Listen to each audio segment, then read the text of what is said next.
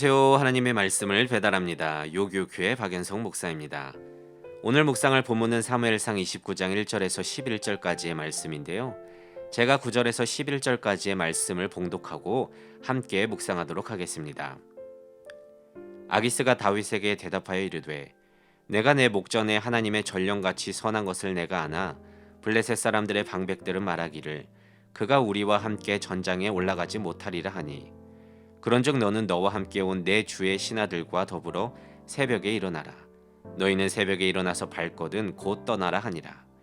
이외 다윗이 자기 사람들과 더불어 아침에 일찍 일어나서 떠나 블레셋 사람들의 땅으로 돌아가고 블레셋 사람들은 이스르엘로 올라가니라.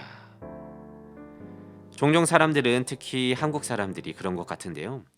어떤 문제 앞에서 주저하면서 결정을 잘 내리지 못하면 답답해하고 우유부단하다고 안 좋게 봅니다.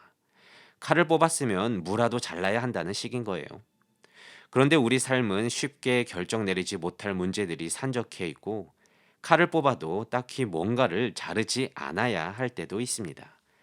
오늘 29장은요 27장과 이어지는 내용입니다. 다윗이 사울에게 쫓기면서도 두 번이나 그를 살려주지 않았겠습니까? 하지만 다윗은 직감했습니다. 그래봤자 사울 왕은 변하지 않을 거다. 아니, 더 심해질 거다. 그래서 사무엘상 27장 1절에 다윗이 그 마음에 생각하기를 내가 후일에는 사울의 손에 붙잡히리니 블레셋 사람들의 땅으로 피하여 들어가는 것이 좋으리로다. 그래서 지금 다윗은요 블레셋 왕의 보호를 받으면서 그를 위해 용병으로 일하고 있었습니다. 하지만 어느 날 블레셋과 이스라엘이 전쟁을 벌이게 되었습니다. 그래서 블레셋의 수령들은 이스라엘과 대치하기 위해서 수천 명씩 인솔해서 나가고 그 뒤를 따라 다윗은 블레셋 왕인 아기스를 호위하면서 나아갔습니다. 그런데 생각해 보세요. 다윗은 이 전쟁에 참여하는 것이 꺼림직할 수밖에 없었습니다.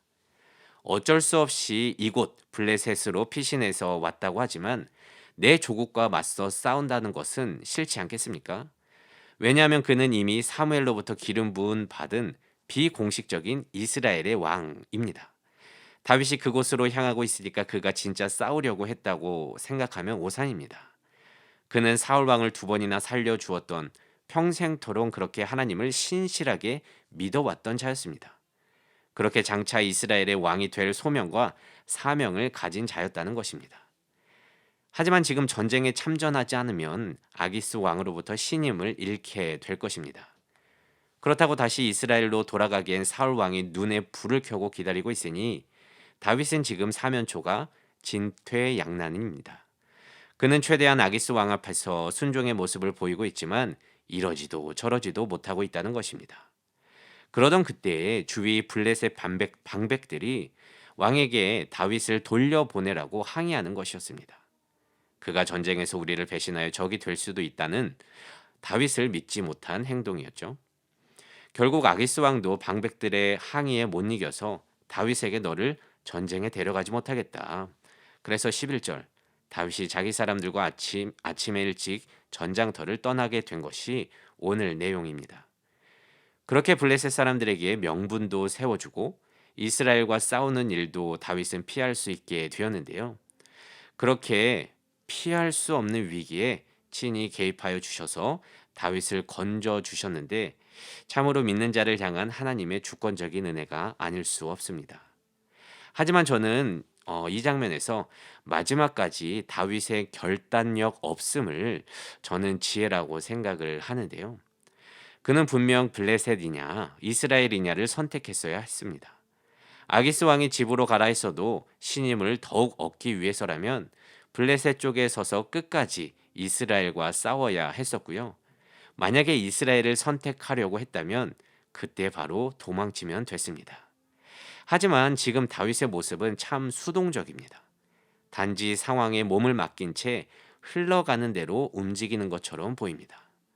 근데 여러분, 내 능력을 벗어난 문제 앞에 봉착했을 때는 가만히 있는 것도 지혜라는 것입니다.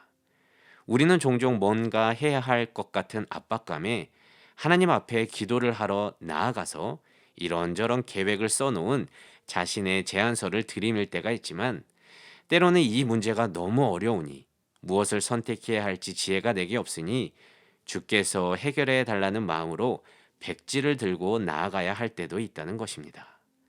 그래서 혹시 그런 모습에 우유부단해 보일지라도 주위 사람들이 뭐라고 하더라도 풀 수 없는 문제가 내 앞에 있다면 하나님께 백지를 들이밀고 믿음으로 가만히 있어 보기를 원합니다.